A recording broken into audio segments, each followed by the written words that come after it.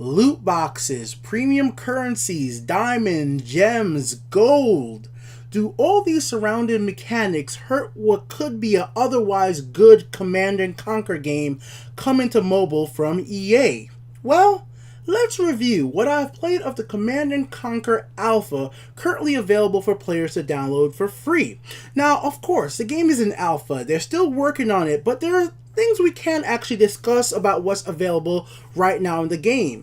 Gameplay mechanics that's available for us to try out right now, and the monetization or the mechanics around leveling up and progressing in the game as it currently stands. Well, I want to start off with probably the best praise I could give EA for this title. It is super small download. I know this may not sound like a big thing, but I was figuring that this was going to be a big few gigabytes title. I went to the Play Shop, I downloaded in a few seconds onto my phone, and I was able to jump in and start playing. When I search for opponent, it's very quickly to jump into the matches. The menu interface is very quick and to the point. It's one of the better menu interfaces out there for mobile games too. It's clear, I understand what's happening, and I think that is important because a lot of mobile games just have their UI being like, what the heck is all this? Why is it so slow? And I know this may seem like I'm taking too much time on this, but I do think that's very important for a game that you're supposed to be playing for hundreds of hours over a long period of time. You want everything to be snappy and you want everything to be familiar and easy to pick up, especially for new players. Now let's actually get into the actual gameplay itself. So once you get into a match, and I'm going to show you guys an online match you guys are seeing right now, you have to manage your resources very well. So you have your infantry units, you have your more heavy infantry units that could attack other car types, or like the jeeps with the tanks as well out there, to take on other heavy infantry units, could take on the walking tanks, and then you could build something called harvester, which will go ahead and gather you guys more gems so you have more money so you can make more units quickly. And you want all these things to be in place so you could capture these 3 different locations. You usually, from my experience, you want to try to hold on to 2 of them at a time, not all 3, because you'll split up your people too much. Hold on to 2, build up the bar till you have the chance to send out a nuke. That nuke's going to attack your opponent's base, and once you attack with the nuke twice, you go ahead and win the match. Now, what makes this actually really interesting, really fun, is the balance of between sending out your infantry units or sending out your heavier tank and using your commander ability skills, which in this match right now, the person I'm using, they have the ability to put down a turret that placed down on the map, and they can start attacking some of the opponent's enemies when they're in the right position. Now, you don't want to try to win by controlling all 3 points, because you're going to be splitting up your crew too much if you don't have enough resources to keep pumping out units out there. And that's where it can make everything fun and complex. Where do you send your units compared to where your enemy sends your unit? Is your opponent constantly just trying to attack my units instead of actually getting on the points and standing on the points they're trying to capture? So my opponent here was just trying to fight me instead of actually trying to capture the point, and while that was happening, I ended up winning the match. And this was an online game. I had fun, and I was like, oh, overall, okay, this was pretty fun right here. But there is actually a problem in the background, and let's talk about that. The premium currency, the gems, the loot, the gold, all that stuff, the loot boxes. My characters were already upgraded and already strong, and I could see a lot of players trying this out for the first time and not taking advantage of the amount of premium currency and gold EA gives you for free in the beginning. I used the currency that they give to me in the beginning, and I got through the tutorial to go ahead and level up my character. And when I opened up the loot boxes, as loot boxes are random and you get these cards, you could use those cards to level up your units as well. So you have to use the gold to push your units forward, and then you use the cards to upgrade your level up your unit. So as you guys can see on the screen right now, you have this truck that goes and gets you more loot boxes and the free daily logins and all that stuff, and it takes a few hours to do that. And the truck has fuel, all those little tiny things you expect from a lot of mobile games are there. Truck, fuel, loot boxes, currency, using that currency to upgrade your stuff. Then you guys can get the currency to go ahead and buy the premium currency to buy the gold. So like 80 of the diamonds or the gems in the game gets you 1,000 currency credits. 2,500 gets you 50,000 credit. 3,000 gets you 200 gems get you 3,000 credits. 4,500 gems get you 100,000 credits. The big shot. Look how much money you have, and with that you use it to actually push your units higher, and then you open up loot boxes as well to get the cards, which are random, obviously being loot boxes, then to level them up. Now, from what I've seen, it doesn't seem like there's a way currently to just buy a bunch of loot boxes, so you may not be able to just force your guys to level up.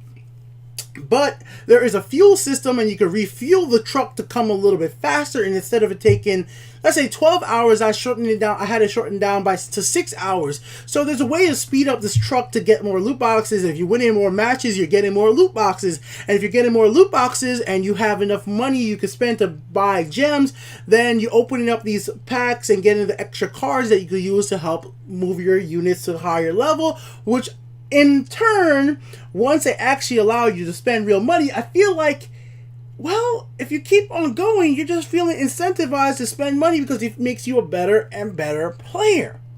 Because when you level up, these enemies, your units, you get more DPS, damage per second. They get more health. And all these little things you may not actually feel while you're playing the match. Because while you're playing the match, you're thinking about your strategy, how to best play.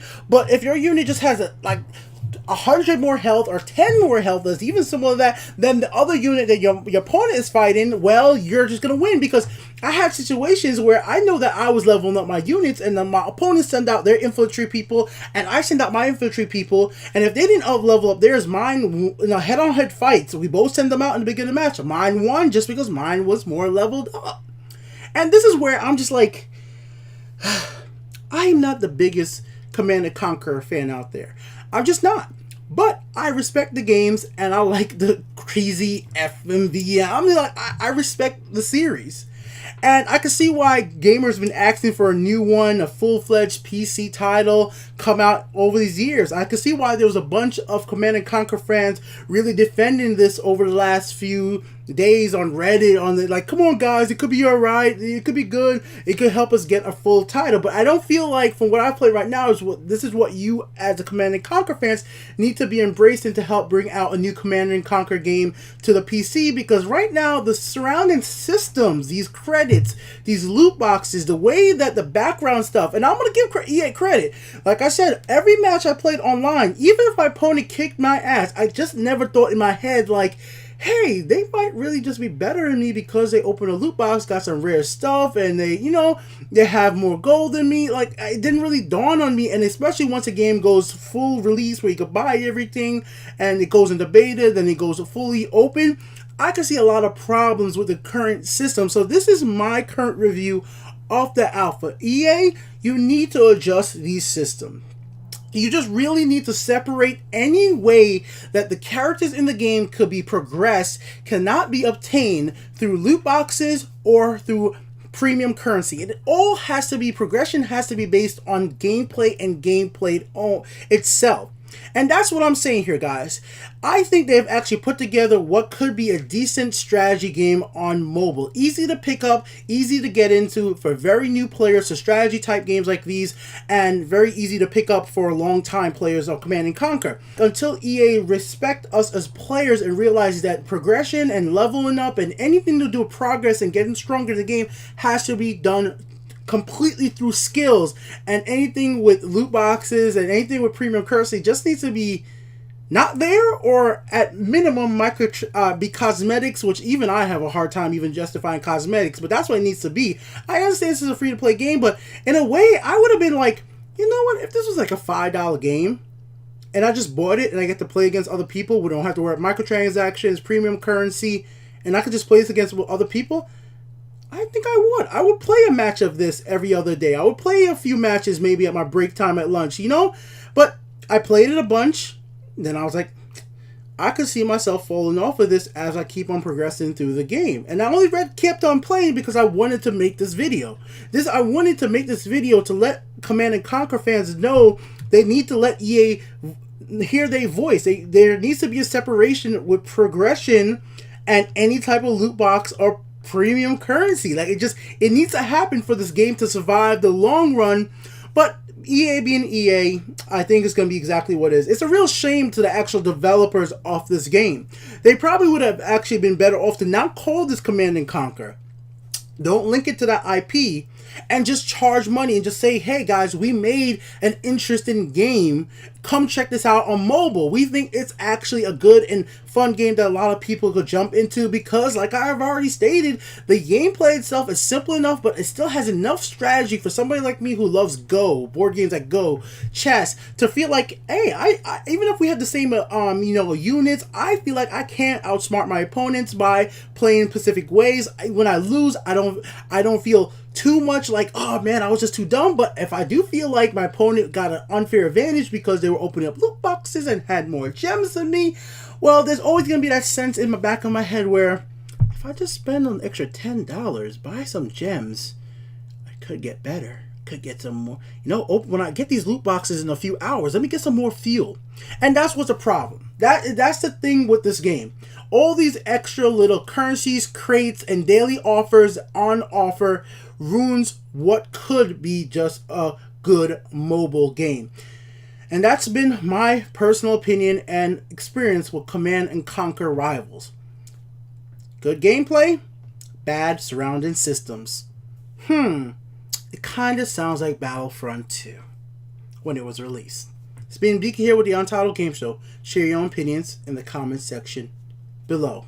Later, guys.